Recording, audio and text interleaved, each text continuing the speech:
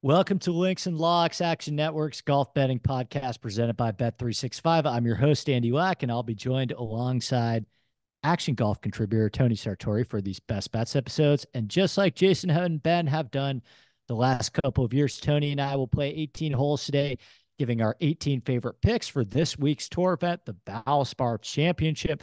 Before we dive into this week's episode, a reminder that the Links and Locks podcast is presented by Bet365. Bet365 doesn't do ordinary. That's why you get more boosts with them than with anyone else. Every day, they power up the odds on hundreds of bets to give you a chance to win more. Bet365 boosts specific markets, your winnings, and even parlays. And they don't stop there. Keep an eye out for their biggest and best odds with the incredible Super Boost. Check out the boost and see why. It's never ordinary at Bet365.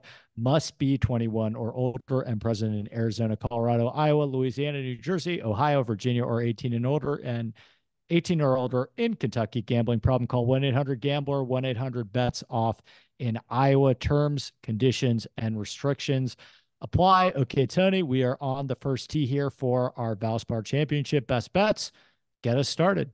Yeah, so Copperhead should give us a good test this week. I'm looking forward to it, especially with that scores were a little it was an easier score last week than I think a lot of us were anticipating at the players. But I think Copperhead it's a very tough course. And I'm looking for those who can scramble and get out of holes at par or better. Like, especially with the tree line fairways, right? So many people kind of get in trouble. And last year we saw like the guys who were finishing top five or before I believe it was Taylor Moore who won it. It was the guys that were up there were all the guys who were just avoiding those bogeys after a bad shot. They were getting up and down, they're scrambling well, and that's kind of what I'm looking for this week.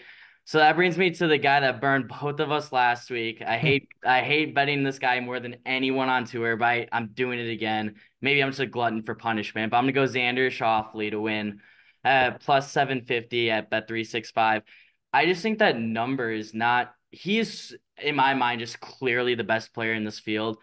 And I think his advantage over the rest of this field is greater than Scotty's advantage was over the players' field. And I'm obviously not saying Shoffley's better than Scotty's, obviously not. But I think that the gap between Shoffley's level and kind of like the next group of guys here is not as big as Scotty's were last week of the players, but yet Scotty was plus 550 or plus 600 to win. So I think we're catching a really good number here on Shoffley at plus 750. I mean, same things last week. I mean, he's played as a top two golfer on tour over the past two seasons. He's just struggling to get that win, just like last week. But I mean, he's played well here before. He's great form. He's made the weekend in 28 consecutive tournaments. Scheffler's the only one who's done that at a longer pace.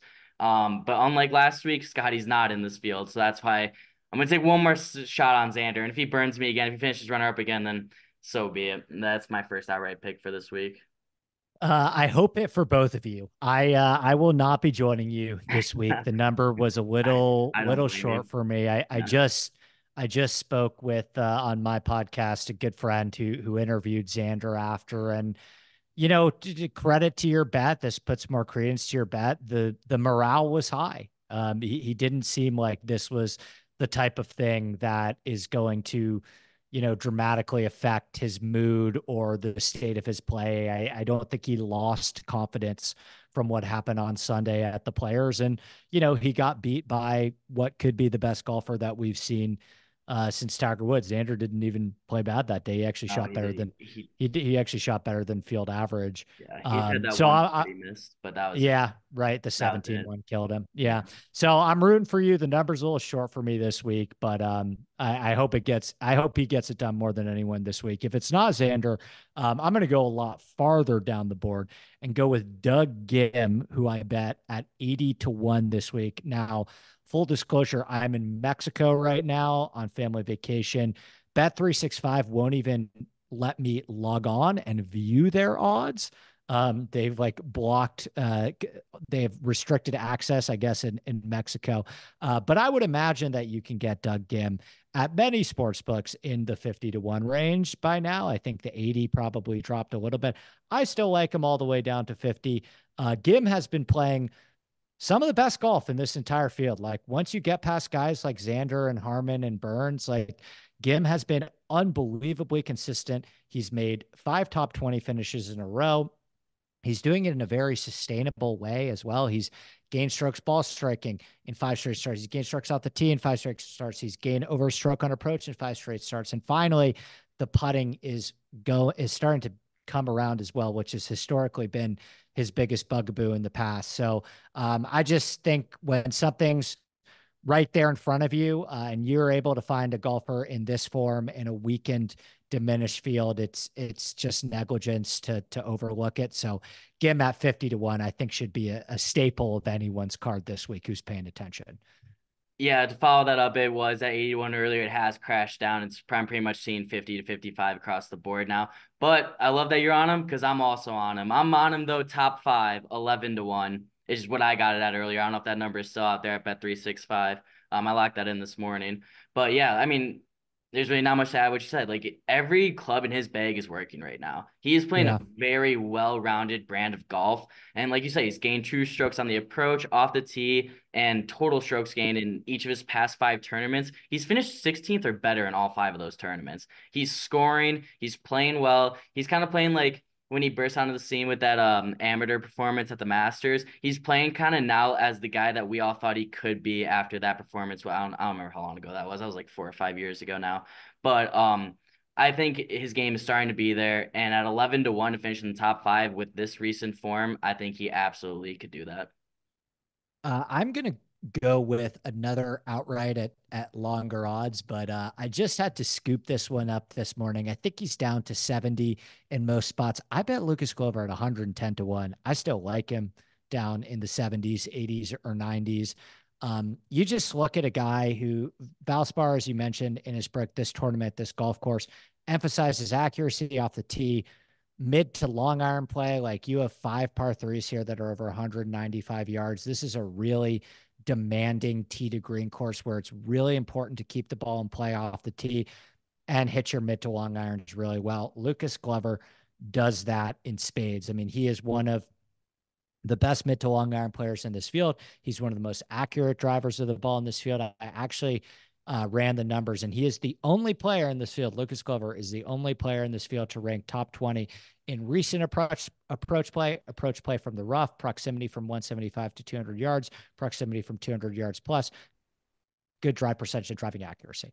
So Lucas Glover is the only guy in this field to rank top 20 in every single one of those key stat categories that I'm looking at this week for Innisbrook. So I am on the Lucas Glover train at any number between 70 and 110. I think is fine for Lucas Glover this week. Yeah, I love that play. That brings me to my next outright winner, and I'm gonna go after Nick Taylor, who's 35-1. So not as far down the odds board, but I don't agree with this number at all because like that puts him around Minwoo Lee and Erik Cole, and like in terms of the position on the odds board. And like with all due respect to those two very good golfers, I think Nick Taylor is just kind of in a tier above those guys. And you're giving me 35-1. He's one of the highest ranked golfers in the world that's playing this week. He's in good form with 5 straight weekend appearances, including his win at the Phoenix Open. And I would argue that field is more stacked than this field is this week. He's also one of the better scramblers in the field. He ranks 19th on tour in scrambling percentage this season. And therefore, like, as I said, like the last year, the scramblers were doing really well here, and Taylor finished 19th. And I think Taylor has only improved since then. And, he's always a weapon on the greens. So at 35-1, I just think that's kind of in this field, that feels like a little bit of a misprice to me. So that's where I'm going for my other outright winner. I'm going to take us now into the top 10 market and roll with a player that was very disappointing for me last week at the Players. We got a lot right at the Players. One of the only things I got wrong was my confidence in Justin Thomas. Now, the reason that I'm going for a top 10 on Justin Thomas this week, which you can still get pretty good odds on. I got almost 2-1 on JT to finish top 10. He's available at least at plus 185 anywhere you look. And I'm not sure that I trust his putter enough right now to win a golf tournament. But the miscut at TPC Sawgrass was fairly misleading. I mean, JT was one of the leaders in the entire field over the first 2 rounds in approach play. He gained 4.8 strokes on approach over his first 2 rounds. Just horrendous putting. And the short game that he can usually rely on wasn't there as well. I am banking on the fact that on a golf course that demands and accentuates exacting iron play. I mean, this is a golf course where you're going to hit so many mid to long iron shots. And JT prove that that aspect of his game right now is still firing on all cylinders. Um, I still have some concerns about the putter, but I actually think JT is going to bounce back this week in a big way. Like I said, I don't love the 14-1 outright number, but I think I think this is a very good rebound spot for JT coming off a week where I think public perception on him is a lot lower than it should be right now. I completely agree. I think that's a great buy low spot on JT. So I'm gonna keep us in the top 10 market. I'm gonna go a little bit further down the odds board to 6-1, and that's Maverick McNealy.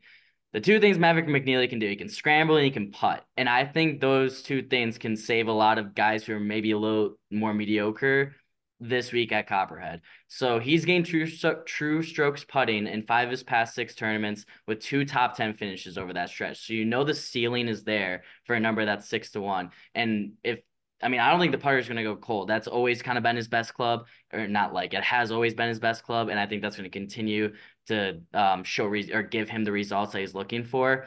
He also ranks first amongst this entire field in scrambling percentage this season. Whether that number is sustainable or not, I guess we'll see. But it makes sense that he's able to get up and down so much with how good he is on the greens. And I think with these Bermuda grass greens, he's going to have no problem putting once again. And he finished 9th at the Players last week. Again, I know Copperhead's a tougher course, but the Players is a tougher competition than what he's going to face this week. So if he can finish top 10 at the Players, I think he absolutely can finish top 10 here. So at 6-1, I think it's worth a shot on Maverick McNealy. I'm going to go a little bit farther down into the top 20 market, and I got this guy at plus 220. I'm going to go with Christiaan Bezuidenhout, plus 220 in the top 20 market.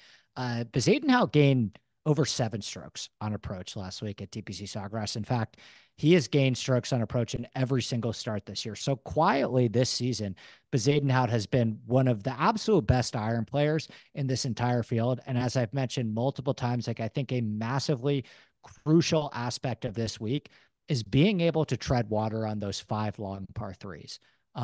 Those 5 long par threes, they rank as the top 5 toughest set of par threes on the PGA Tour. And I think that you just want to trust players that are hitting their irons really well right now, because if you are not hitting your irons real right now, you are going to be exposed on those par threes and on this golf course very quickly. And so if you're giving me a guy to finish in the top 20 at over 2-1, that is hitting his irons better than nearly any other player in this entire field, I'm going to ride with Christiaan Bezuidenhout plus 220 top 20. Nice, nice. I'm gonna keep us in that market, and I'm gonna go Andrew Novak at plus 475. Kind of like your JT play. Obviously, very different golfer, but I'll say, or like your JT play, I want to buy low on Novak. He also missed the cut at the Players, but prior to the missed cut, he had 3 straight top 10 finishes, and I think he can get back to that form even at a difficult course like Copperhead.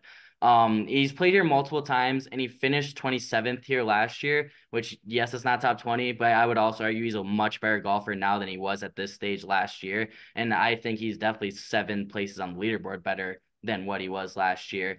Granted, we are seeing a little bit bigger names here this year than last year, but I think with those 3 top 10s we've just seen, the ceiling is there to at least finish in the top 20. He's also one of the best scramblers in the field. He ranks 14th on tour this season in scrambling percentage.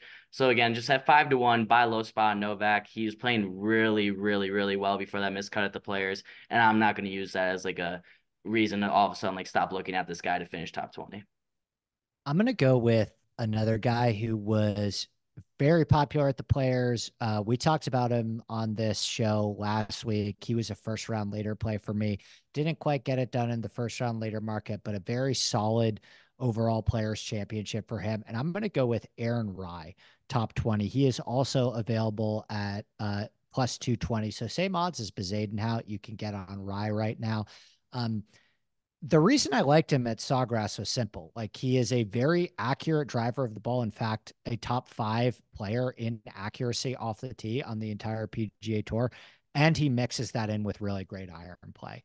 And while I think that Valspar is a little bit different, this tournament's a little bit different than the Players Championship, there are a lot of similarities to the golf course. Like, both golf courses ask you to keep the ball in play off the tee.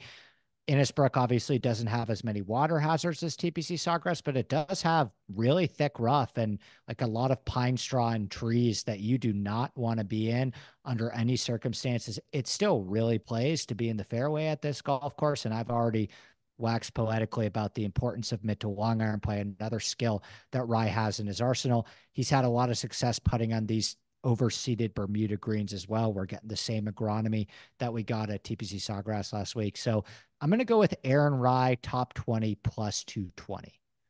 I'm gonna keep us in the top 20 mark, and this one's very far down the board. But I'm gonna go Peter Malnati, top 20 is 8-1. So a bit of a long shot here, a bit of a dart throw. And he's not a world beater, right? But he's made the weekend in 3 of his past 4 tournaments, and he's finished inside the top 20 twice over that stretch. So the ceiling is there. And again, I don't think, yes, Innisbrook is very hard, but I don't think that the field demands that it's going to be all these like huge, well, there's not many huge names to begin with, but all these huge names are only at the top and it's kind of everyone else showing. I think there's going to be a lot of like mid to lower level guys that can kind of sneak up there on the leaderboard. And I think Malnati is one of them. He's he can like, I wish I had more for you, but he can play. He's in good form and he's just kind of my why not play of the week. It's 8-1. All he has to do is get in the top 20. If he misses the cut, won't be shocked at all, but 8-1 worth a dart throw.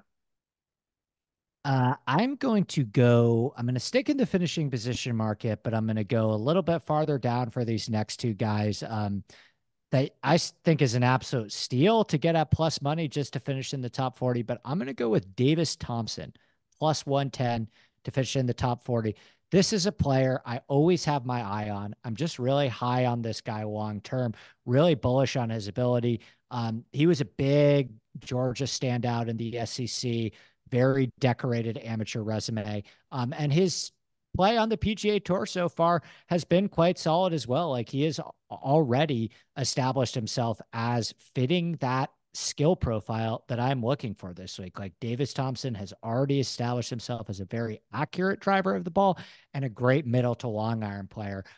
We know that he's very comfortable in this part of the country. He's had a lot of experience on these southeastern Bermuda golf courses. So Davis Thompson, just to finish in the top 40 at plus 110, one of my favorite bets on the board this week. I love that. I'm shocked that's plus money. I like that play a lot. I'm gonna go back to the top 20 market one last time here. And I'm gonna go even further down the leaderboard than Malnati. I'm gonna go after Rico Hoey, top 20 at 9-1. I mean, so he's a solid prospect from the Korn Ferry Tour. He's gotten a tough start on the PGA Tour this season with four straight missed cuts. However, he then went 56 at the Cognizant and followed that up with a 32nd place finish at the Puerto Rico Open. So he's improving week over week now. He's a younger guy. I think he's only 27 or 28. So I think his potential is higher than what we've seen so far. And I could see this being a guy where, yeah, he's probably not finishing top 5, top 10. But if he starts sneaking up there into the 25 to 30 range, the 20 range, I don't think 9-1 is the number we're going to get again on this guy going down the line. So I think it's just kind of like worth a dart throw on kind of like a prospect that's not proven yet. If you want to go that route, 9-1 is just such a long number to finish inside the top 20.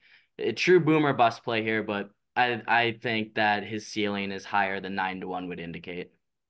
Like that. I'm going to stick in the top 40 market because I'm not as bold as you are, but I'm going to go with another player that I don't think is going to get a lot of attention this week. He's definitely a lot farther down the odds board, but Troy Merritt is plus 180 to finish top 40. And Troy Merritt is one of the best putters in this field, and he has one of the best short games in this field. And what happens when you can be an elite putter, when you have an elite skill set, is you're going to have some spike performances. So Merritt's missed a couple cuts at this tournament. He's also finished top 8 twice at the Valspar as well. And he loves these greens. Merritt is actually the only player in this entire field. This is Troy Merritt. Is the only guy in this entire field to rank top 8 in this field in overall around the green play and putting on Bermuda overseeded greens. So when you're that far down the odds board, no one's going to be perfect down there. You're going to be looking at players with flaws in their games, but you always want to find somebody that is elite at something, right? Because if they're elite at everything, they'd be at the top of the board, right? They're priced that way for a reason. And Troy Merritt has elite ability with his chipping and putting, and he has shown it at this golf course before. He's played well at this golf course before. He's contended at this golf course before. So I just thought plus 180 just to finish in the top 40. You can get even a little bit more bold with that if you want. Top 10, top 20, whatever it may have you. But I'm going with Troy Merritt as a name that I think is going to surprise a lot of people this week. I like that. I'm gonna transition to the first round leader market, and I'm gonna go out after a more chalkier guy now, after throwing out a couple prospects. But I'm gonna go Sam Burns, 28-1 to lead after the first round. You're gonna hear this. The broadcast is gonna be nonstop talking about this week how he's a back-to-back winner here. He finished sixth last year, coming off those back-to-back wins. So Sam Burns has absolutely dominated at this course. And it's not even like, even before those two wins, he finished 30th or higher in each of his two performances before that. He's 5 for 5 here on made cuts, 30th or higher all 5 times, 2 wins. He's just utterly dominated here. And again, I mean, he's the second short, or at least when I was looking at this, he was the second shortest odds to win the tournament outright. So I think this is a chance to play Burns a little bit of a longer number. And he can have such boomer bust rounds. We saw that last week at the Players where he went off in the third round, but then the other 3 rounds were just kind of like just kind of hovered around average. So I think he could definitely boom at a course that he's dominated over the past 5 years. So at 28-1, Sam Burns is my first round leader play. Love that one. I'm going to join you in the first round later market and play another guy towards the top of the odds board that I think you could just get much better odds on in the first round later market. And this is a guy, when I'm looking at the first round later market, I always like to filter out round one scoring. This is a player that over the last year in this field has been one of the top 5 first round performers. And he is coming off a contending performance at the Players where he gained 9 strokes on approach, the best approach performance of his career. I'm going to roll with Brian Harman 40-1 to keep it going this week. He showed me a lot at TPC Sawgrass last week. And, you know, a lot of the time with Brian Harman, he's relying on his short game and putting a lot. That was not the case whatsoever at TPC Sawgrass. He was flushing the ball on approach. Like I mentioned, it was his best approach performance by 3 shots in his long, decade-long plus career. So I don't know if he could keep it going for another 72 holes, but in terms of just like riding the hot hand to keep it going for another round, I think you're going to be hard pressed to find a guy that's hitting the ball as good as Brian Harman is right now at 40-1 to finish in the first round lead. I love that play so much. His iron play has looked incredible. It's not even just Yeah. last week too. It's kind of been all season. It's looked much improved as compared to last year. And if he gets those putts to start falling like he usually does, he will. Well, we saw a little bit last week, but he will for sure be at the top of leaderboards. So I'm gonna do one more first round leader. I'm gonna go a little bit farther down. I'm gonna go 80-1, and I'm gonna go to towards Andrew Putnam at 80-1. He's one of the best scramblers in this field. He ranks 10th on tour this season in scrambling percentage. He's also, you've talked all podcasts about the mid to long irons. Putnam has been awesome with those. He's nearly hitting greens at a 63% rate from 175 to 200 yards, which is the largest like gap of approach shots or distribution of approach shots that we will see at Copperhead this week. He just finished 8th at the Arnold Palmer. And again, I talked about this earlier, but that was a tougher field than what he's going to face this week. So using that scrambling ability and the mid to long iron play, I think there's just so many ways as to which Putnam can put together a really good round to start off the week. So at 80-1, I think that's just too good of a number to pass up. Love that one. My final pick is going to be in the first round later market as well. I'm going to go with a guy that I think everybody loved for the first couple of weeks of the season. Now he's been a little bit forgotten about. I'm going to go with Erik Cole, 55-1 in the first round later market to pop his head back out again. I know he struggled the last couple of weeks. I know that he struggled at the Cognizant when everybody thought that he was going to win that week and he was super popular there. And then he kind of surprised and came back and actually played some really good golf at Bay Hill. Struggled again last week with a missed cut at the Players. But if I'm still looking at long-term form with those middle to long irons, Erik Cole is still a top 5 iron player in this field.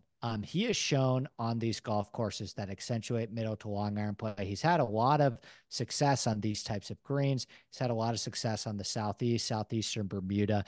And I just have a sneaking suspicion that Cole's going to pop his head out again and remind guys that, you know, it wasn't necessarily a hot run. He still is one of the best iron players in this entire field. Don't know if I trust him for the full tournament. But I think Erik Cole is going to get off to a really hot start this week on a golf course that perfectly accentuates what he does best, which is those mid to long irons and putting. And that'll do it for our best bets episode for the Valspar Championship. Before we get out of here, a final reminder that the Links and Locks podcast is presented by Bet365. Bet365 doesn't do ordinary. That's why you get more boosts with them than with anyone else. Every day they power up the odds on hundreds of bets to give you a chance to win more. Bet365 boosts specific markets, your winnings, and even parlays, and they don't stop there. Keep an eye out for their biggest and best odds with the incredible Super Boost. Check out the boost and see why it's never ordinary at Bet365. Must be 21 or older and present in Arizona, Colorado, Iowa, Louisiana, New Jersey, Ohio, Virginia, or 18 and older in Kentucky. Gambling problem? Call 1-800-GAMBLER or 1-800-BETS-OFF in Iowa. Terms, conditions, and restrictions apply. And a quick heads up, sports betting is now live in North Carolina. So if you're in the Tar Heel state, take advantage of the best sign-up offers across every sports book. Just follow the link in this episode description. All the North Carolina offers, all in one place. Just check out the link in this episode description. So for Tony Sartori, I'm your host, Andy Lack, and we will see you back here next week on the Links and Locks podcast presented by Bet365.